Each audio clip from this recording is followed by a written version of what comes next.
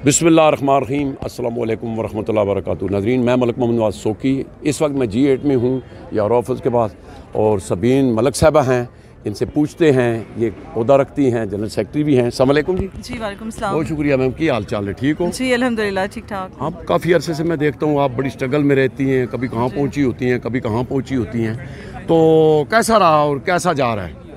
बस जी 2 साल से जो जुल्म सितम, जबर और फैशिज़म हमने जिस तरह से सामना किया उस फैशिज़म का, उसके बाद जब इलेक्शंस आए और पाकिस्तान की आवाम ने अपना हक़ राय दही जो है वो खान साहब के लिए और पाकिस्तान तहरीक इंसाफ के लिए अपने एतमाद का इजहार किया और वोटर जो है वो निकला 8 फरवरी को। लेकिन फिर से ये फैशिज़म और जुल्म सितम किया जा रहा है। यहाँ इस्लामाबाद में तीनों कॉन्स्टिट्यूंसीज, तीनों हल्के हमने क्लीन स्वीप कर लिए थे। 46, 47, 48। लेकिन अगले दिन रातों रात ही इन्होंने तमाम रिजल्ट चेंज कर दिए।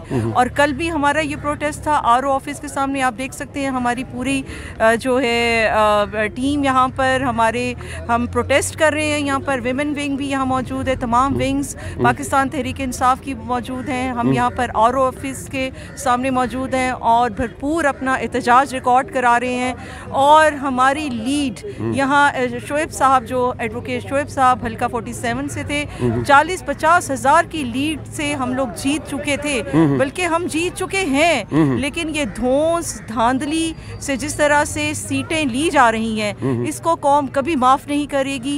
इतना ज़बरदस्त टर्न आउट हुआ। मेरी ड्यूटी थी कैंप्स में, और हमारे कैंप्स में माशाल्लाह अपने लीडर इमरान खान साहब की आवाज़ पर लब्बैक करते हुए जिस तरह से गयूर गैरतमंद कौम 8 फरवरी को निकली और उसने अपने वोट का हक अदा किया, फ़र्ज़ अदा किया। लेकिन बहुत अफसोस और शर्म का मकाम है, मैं कहूँगी कि अफसोस के साथ साथ ये शर्म का मकाम है कि जिस तरह से नून लीग को सीटें जितवाई जा रही हैं, उसको मैं स्ट्रॉन्गली कंडेम करती हूँ।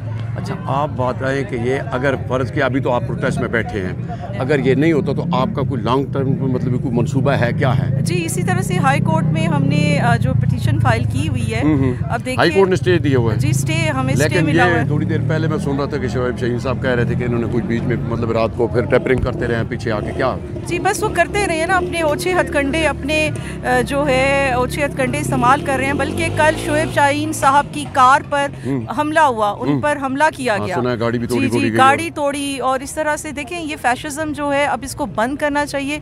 बल्कि मैं फैसला साजों से हाथ जोड़कर अपील करती हूँ, दरख्वास्त करती हूँ अरबाब इख्तियार से कि खुदारा मुल्क में आग और खून की होली मत खेलें। आपको अवाम का फैसला ही आपका फैसला होना चाहिए।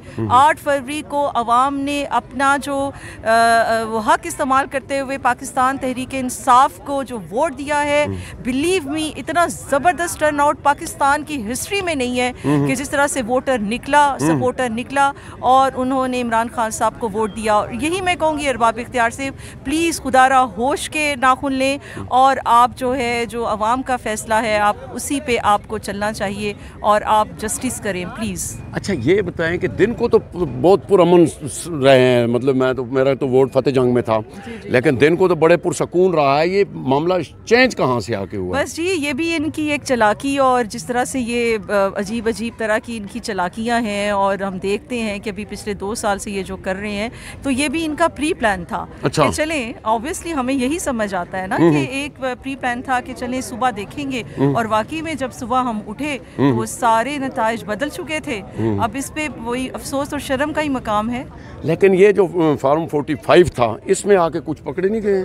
जी, फॉर्म 45 हमारे पास, हमारे पोलिंग एजेंट्स, और वो तो 4-6 बंदों के पास है, हर बंदे के पास है ना, कोई क्रेन वाला है या दूसरा तीसरा भी है। हाँ जी, तो वही बात है ना कि इन्होंने जो है वो पब्लिश्ड, जी, इन्होंने प्रिंट आउट कर दिए रातों रात। वो फॉर्म 47 का क्या उसका यूज़ है? कुछ भी नहीं है, वो उस तरह से यूज़लेस है। मेन आपकी चीज़ जो है, आपका मेन है फॉर्म 45 एंड 46 है, ठीक है। और समझ से बालातर है इनकी ये चालाकियाँ और इनके ये हथकंडे, जिस पे हम पूरी दुनिया में जलीलो ख्वार हो गए हैं। हमारे लिए शर्म से डूब मरने का मकाम है।